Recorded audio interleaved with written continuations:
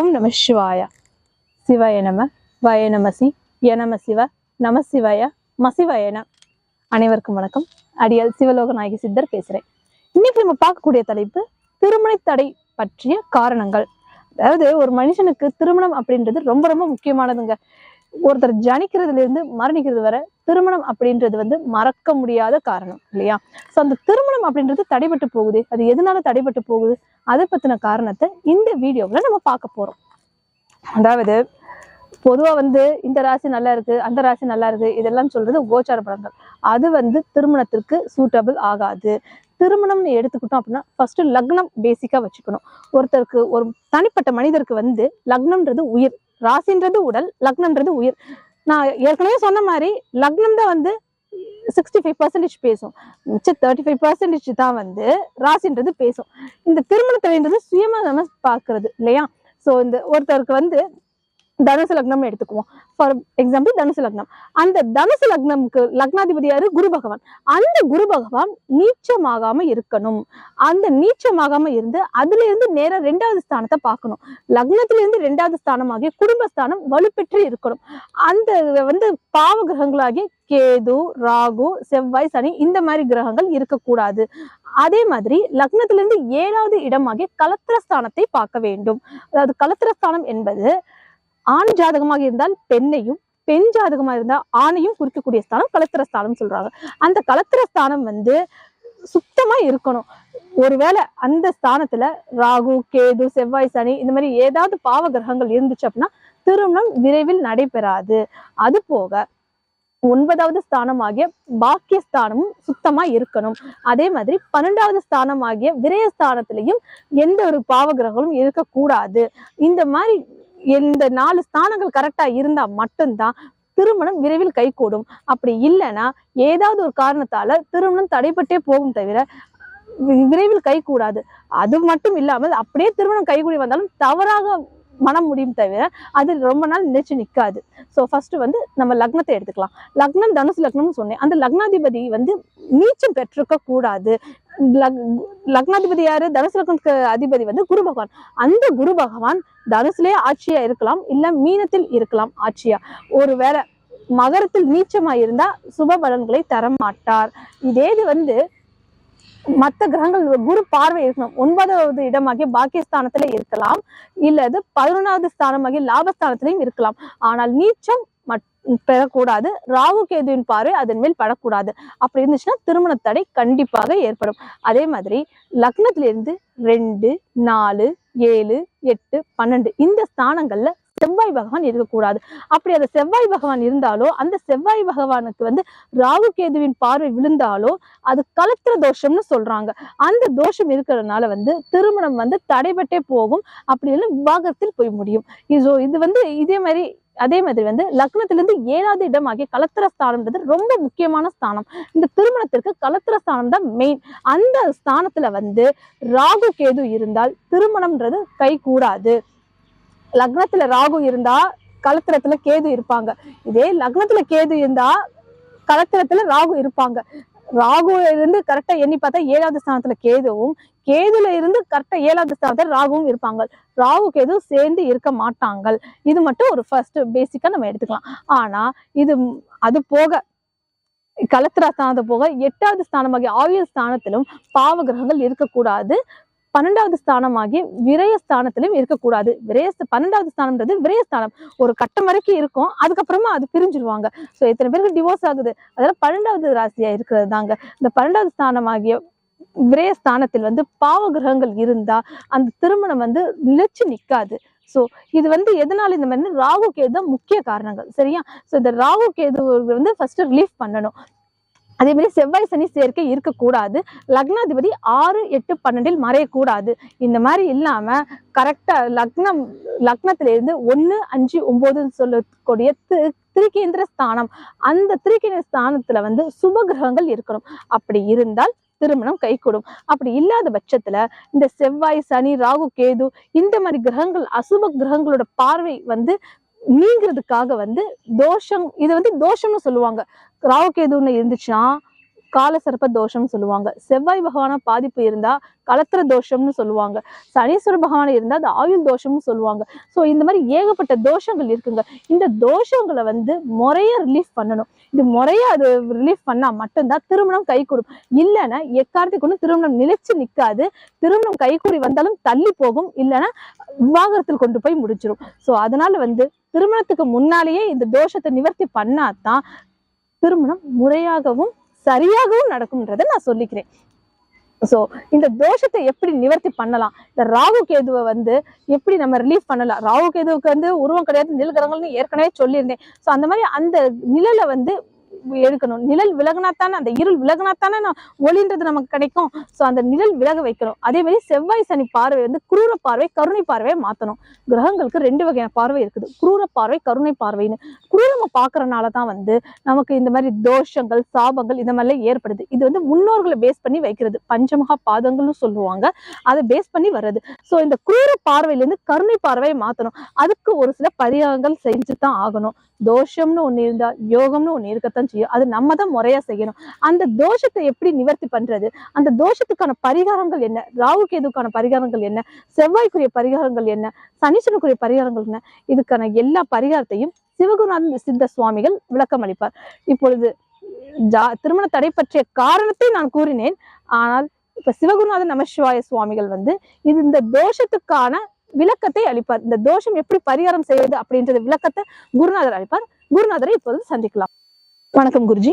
ஓம் நமச்சிவாய. குருஜி, திருமண தடை பற்றிய காரணங்கள் அப்படின்ற இந்த வீடியோல வந்து நிறைய பேர் ஏகப்பட்ட டவுட்ஸ் கேட்டுட்டு இருக்காங்க. அதுக்கான காரணத்தை நான் சொல்லிட்டேன். ஆனா அந்த தோஷத்தை வந்து எப்படி நிவர்த்தி பண்றது, அந்த திருமணத்தை எப்படி கை கூட வைக்கிறது அப்படின்றதுக்கு விளக்கத்தை நீங்க சொல்லுங்க குருஜி. ஓம் நமச்சிவாய. வணக்கம் நமச்சிவாயம். என்னாருடைய சிவனையை போற்றி, எந்நாட்டவருக்கும் இறைவா போற்றி. சடையாய் எனுமால் சரணி எனுமால் விடையாய் எனுமால் வருவா வலுமால் மதையார் குவளை மலரும் மருகள் உடையாய் இதகமோ உள்மொழிவே என்னும் தேவார பதிகத்தினுடைய அருக்கடாச்ச சக்தி திருமணத்திற்கான தேவார பதிகத்தினுடைய அடியை தொடங்கி ஆன்மீக பக்தர்களுக்கும் ஆன்மீக அன்பர்களுக்காகவும் தோஷ பரிகார நிவர்த்தியினுடைய விளக்கத்தை எளிமையாக சொல்ல கடமைப்பட்டிருக்கிறேன். பல ஆன்மீக பக்தர்கள் தோஷ நிவர்த்தி என்று ஒவ்வொருவரும் ஒவ்வொரு வகையாக சொல்கிறார்களே, இது உண்மைதானா, இது போலிதானா, இல்லை பொய்யா என்று பல சந்தேகங்களுடன் பல மாதிரி ஆன்மீக பக்தர்கள் கேட்கிறார்கள். கண்டிப்பாக நன்மை என்று இருந்தால் ஒரு தீமை ஒன்று உடனே நம்மை வந்து கொண்டே இருக்கும். தீமை வரும்போது தீமையே வந்து கொண்டிருக்கிறாது.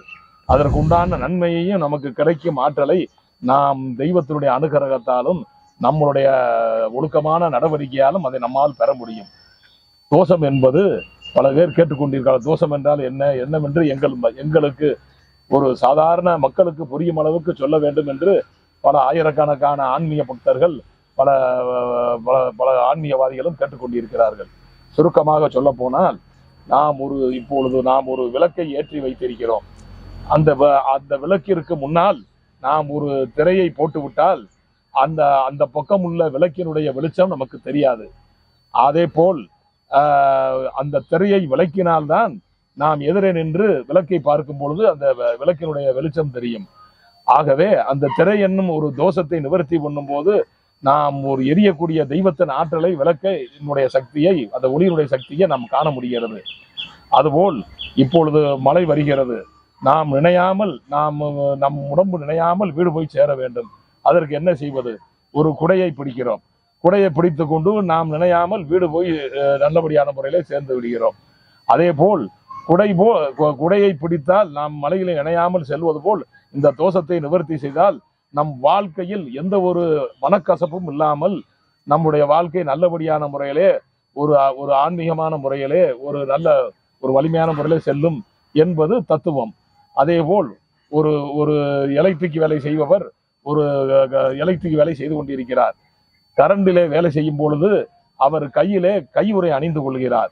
கையுறை அணிந்து கொள்ளும் பொழுது அது எலக்ட்ரிக் ஷாக் அடித்தாலும் நமக்கு அதை வேலை செய்வதற்கு அந்த பாதிப்பு ஏற்படுவதில்லை. அதுபோன்று நாம் எப்படி எலக்ட்ரிக் வேலை செய்பவர் அந்த கரண்டினுடைய ஆபத்திலிருந்து தப்பிப்பதற்கு கையுறை அணிந்து வேலை செய்கிறாரோ, அதுபோல் நாம் செய்யக்கூடிய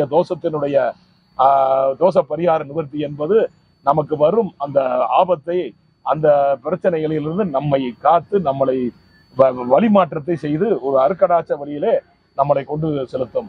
ஆகவே தோஷ நிவர்த்தி என்பது மக்கள் அனைவருக்கும் எளிமையானவருக்கும் புரியும்படி சிறிய விளக்கங்களை நான் சொல்லி இருக்கிறேன்.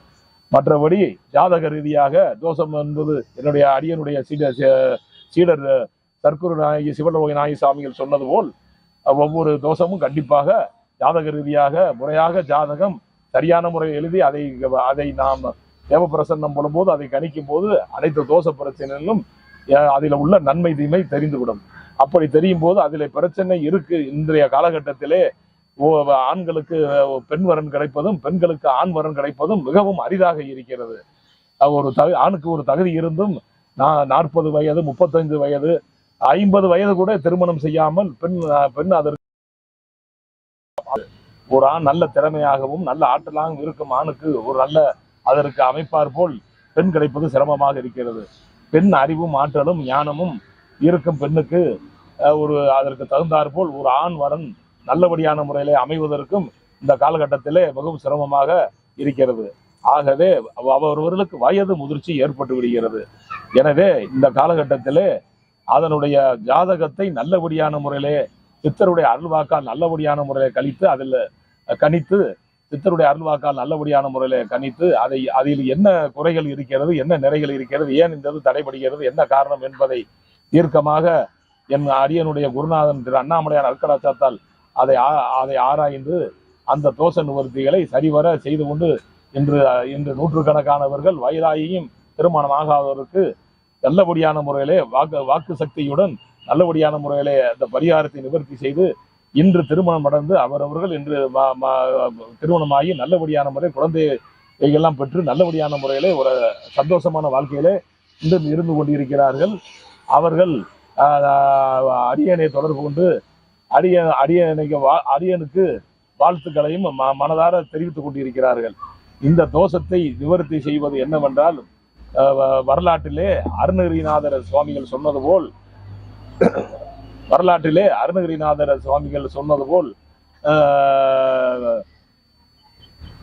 ஓடிக்கிட்டு இருக்கா இல்ல நீங்க கட் பண்ணுங்க, திருப்பி அதுல ஜாயின் பண்ணுங்க. நீங்க எங்கிட்ட வந்தோன்னு நான் ஸ்டக் ஆயிட்டேன். நீங்க நின்னாதே நீங்க சார் வந்தீங்க ஸ்டக் ஆனதெல்லாம் எடிட் பண்ணிருக்கேன். அதான் ஒரு 10 இந்த கலியுக காலத்திலே நம்மளுடைய முன்னாள் கலியுக காலத்தில் வாழ்ந்த மகான் அருணகிரிநாத சுவாமிகள் சொன்னது போல் என் செயலாவது யாதொன்றும் இல்லை தெய்வமே இனி உன் செயலே இனி உணரப்பெற்றேன். இந்த ஊனெடுத்த பின் செய்த தீவினை யாதொன்றும் இல்லை, பிறப்பதற்கு முன் செய்த தீவினையோ இங்கனே வந்து மூண்டதுவே என்பது போல் இப்பொழுது யாரும் செய்த பாவமும் நன்மை தீமைக்கு ஏற்ப நமக்கு பலன்களோ நன்மை தீமையோ கண்டிப்பாக அமைவதில்லை. நாம் செய்த முற்புறவினுடைய நமது முன்னோர்களுடைய நன்மை தீமைகளுக்கு ஏற்படுத்துறவாறு அந்தந்த பரம்பரையுடைய வம்சங்களிலே திருமண தடை, குழந்தை பாக்கியம் இல்லாமை, அதாவது நோய்வாய்ப்படுதல், ஆயுள் பலன் குறைவு, இந்த மாதிரி பல கஷ்டங்கள் நமக்கு ஏற்படுகிறது. அதை அவரவர்களுக்கு ஜாதகத்தின் மூலம் நல்லபடியான முறையிலே தெய்வத்தினுடைய திரு அண்ணாமலையானுடைய அரியனுடைய குருநாதர் போகர் சித்தருடைய இடைக்காடல் சித்தர் ஸ்ரீ பாம்பாட்டி சித்தருடைய அருக்கடகத்தால் தேவப்பிரசன்னம் மூலம் அறிந்து சரியான முறையிலே அதற்கு உண்டான பரிகார பலனை அடியேன் இதுவரை 20 வருடங்களாக இந்த பெரும் சிவத்தொண்டை நல்லபடியான முறையிலே என் குருநாதர் வாக்கின்படி அடியேன் செய்து கொண்டு இன்று நூற்றுக்கணக்கானவர்கள் வயதாயும் இருந்தவர்கள் இன்று திருமணமாகி நல்லபடியான முறையில் குடும்பம் அமைந்து நல்லபடியான வாழ்க்கை வாழ்ந்து இன்று சந்தோஷமாக இருக்கிறார்கள். ஆகவே ஜாதகத்தில் உள்ள தோஷம் என்பது கண்டிப்பாக அதில் வாழ்க்கையின் தத்துவத்திற்கு உகந்ததே. அதை நல்லபடியான முறையிலே தெரிந்து கொண்டு அதன் உண்டான பிரச்சனைகளை தீர்த்து நமக்கு பிரச்சனைகளை தீர்க்கும் பொழுது அதை நிவர்த்தி செய்யும் பொழுது நமக்கு ஒரு நல்லபடியான முறை பாதை கிடைக்கிறது. நமக்கு உண்டான பெண் எங்கே இருக்கிறான் என்பதும் நமக்கு தெரிய வருகிறது. பெண்ணுக்கு உண்டான ஆண் வரனும் எங்கே இருக்கிறான் என்பது பஞ்சபூத அந்த ஆற்றல் சக்தியால் நாம் தோஷத்தை நிவாரணத்தை செய்யும் பரிகாரத்தின் யார் மூலியமாவது எவர் மூலியமாவது நமக்கு அருகில் இருக்கும் வீட்டில் இருப்பவர்கள் மூலியமாவது நமது பெண்ணுக்கு மாப்பிள்ளையும் மாப்பிள்ளைக்கு பெண்ணும் கண்டிப்பாக நல்லபடியான முறையிலே அமையும் காலகட்டம் இந்த பரிகார நிவர்த்தியின் மூலமாக ஒரு சக்தி ஏற்படுகிறது. ஆகவே இந்த வயதாகியும் திருமணம் நடக்காதவர்கள், ஆணுக்கு பெண் கிடைக்காதவர்கள், பெண்ணுக்கு ஆண் கிடைக்காதவர்கள், பல இந்த மாதிரியான ஒரு சூழ்நிலை உள்ளவர்கள் அடியனை தொடர்பு கொண்டு கீழே உள்ள நம்பருக்கு அடியனை தொடர்பு கொண்டு மற்ற ஜாதகத்தை அனுப்பி வைத்து அதை தெரிந்து கொண்டு அதனுடைய பரிகார பலன்களை நல்லபடியாக செய்து நல்லபடியான முறையில் திருமண வாழ்க்கையில் நல்லபடியான முறையிலும் மற்றபடி அதாவது வேலை வாய்ப்பு படிப்பு ஞானம் அனைத்திற்கும் உண்டான தீர்வை பெறலாம் என்பது அடியனுடைய குருநாதர் அண்ணாமலையான் சரி அருணாச்சலத்தின் அருள்வாக்கு. என் குருநாதன் சரி போகர் சித்தர் சரி இறைக்காட சித்தர் சரி பாம்பாட்டி சித்தர் அருக்கடாச்சத்தால் மக்கள் அனைவருக்கும் நல்லபடியான முறையிலே ஆன்மீக தொண்டு செய்வதே இந்த சிவகுருநாத சித்தருடைய கடையாய கடமையும் அன்னதான தொண்டு செய்வதையே 25 வருடங்களாக லட்சியமாகவும் நான் அடியேன் கொண்டிருக்கிறேன். அன்னதான தொண்டை பசியின்றி வருபவர்களுக்கு அன்னதானமே மிகச் சிறந்தது என்று என் குருநாதருக்கு குருநாதராய் வழங்கிய திருவண்ணாமலையிலே ஜீவமுக்தியாய் குடியுண்டுள்ள ஸ்ரீ விருப்பாட்சி சித்தரும் ஸ்ரீ மகா யோகி காட்டு சிவா சித்தரும் ஸ்ரீ குகை நமச்சிவாயம் சுவாமிகளும் ஸ்ரீ ஈசானிய ஞானதேசிவர சுவாமிகளும் இன்னும் பல அரியனுடைய குருநாதரை திகழக்கூடியவர்களுடைய அருக்கராசத்தால் அன்னதான தொண்டே சிறந்தது, சிவத்துண்டே சிறந்தது. பக்தி பெருகட்டும், அமைதி பெருகட்டும், உழைப்பு பெருகட்டும் என்று குருநாதர் சொன்னது போல் மக்கள் அனைவரும் நோய் நொடி இல்லாமல் இந்த தேசத்திற்கான நன்மைகளை செய்தும் தன் குடும்பத்திற்கான நன்மைகளுக்காக உழைத்தும் நல்லபடியான முறையிலே அவரவர் திறமைக்கு என்ன இருக்கிறதோ அந்த அடிப்படையிலேயே நல்லபடியான முறையிலே இருந்து சிறந்து விளங்கி ஆன்மீக பக்தியுடன் குடும்ப வாழ்க்கையிலே சிறப்பாக இருக்க வேண்டும் என்பதே சித்தர் சிவகுருநாதரினுடைய நமச்சிவாய சுவாமியினுடைய தலையாய கடமை. அதை 25 வருடங்களாக மிகவும் பக்தியோடும் மிகவும் என் குருநாதருடைய அருள்வாக்கோடும் செய்து கொண்டிருக்கிறேன்.